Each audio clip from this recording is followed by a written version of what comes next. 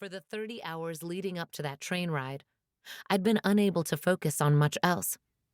It had been a while since I'd locked lips with anyone, so I reminded myself that I'd have to tilt my head and keep my tongue engaged. As the train dropped down the grid from 23rd Street to 14th Street, Union Square, I inspected myself one final time in the circular compact, admiring the lava hue of my lipstick. I lifted my arms away from my torso to allow my perspiration to dry while searching through my phone for your last email. The halogen platform lights vanished, and the train thundered down the track toward Astor Place. Chile, 2015. It was a hushed Sunday afternoon in Santiago. Fog rolled in outside my southward window. Bossa Nova filled the living room, and my Siamese cat napped on the rug. I lay on the couch, and between lulling lyrics, my eyelids kissed closed. I had nowhere to be, so I intended to let myself drift. As the vinyl record serenely spun on the credenza, a sharp trilling interrupted the song. I assumed at first that I was dreaming of a disturbance. The menacing noise continued until I realized it originated in another room. Soon I was upright and padding toward the kitchen island. My head swayed with heaviness as I placed the phone to my ear. "Buenas tardes," I mumbled. On the other end, someone exhaled asthmatically but hesitated. Hello?" A man's voice finally stammered. My neck tensed. Who was calling from the United States? "Is this Tatum Vega? My name is Jamal Odalingo. I'm an investigative journalist for the New York Times."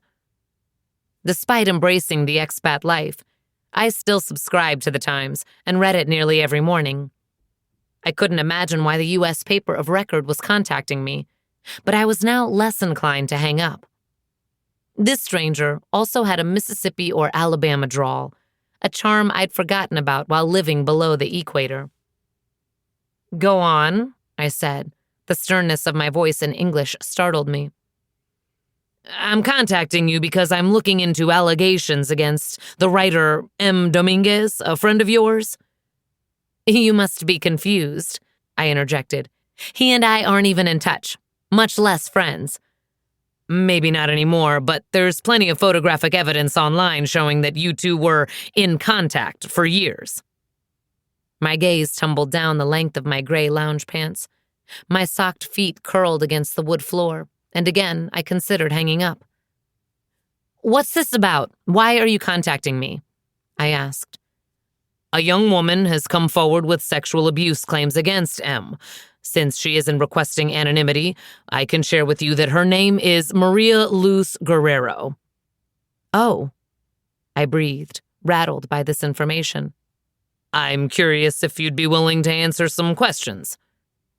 "I don't think I even know this woman. I mean, surely I don't," I replied, still drowsy and ruffled to be having such a serious conversation in a language I had almost completely retired in South America. My eyes wandered into my living room.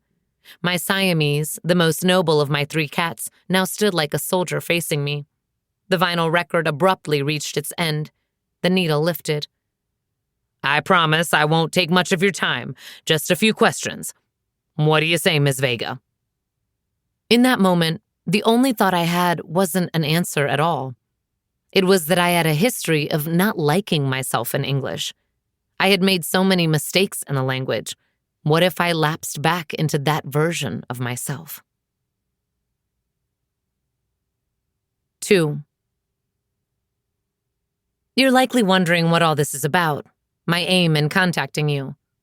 It's been 3 years since rain flicked our glasses as we stood inches apart, and I stared at your quivering upper lip, which always reminded me of the tilde.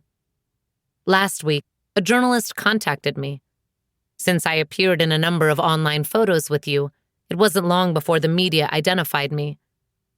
I learned that a young woman in upstate New York named Maria Luz has leveled serious accusations against you. She claims you two met years ago at a library reading you gave in Albany. Obviously, I don't know Maria Luz like you do, but I believe her. You weren't that person with me, not exactly. But the fingerprints of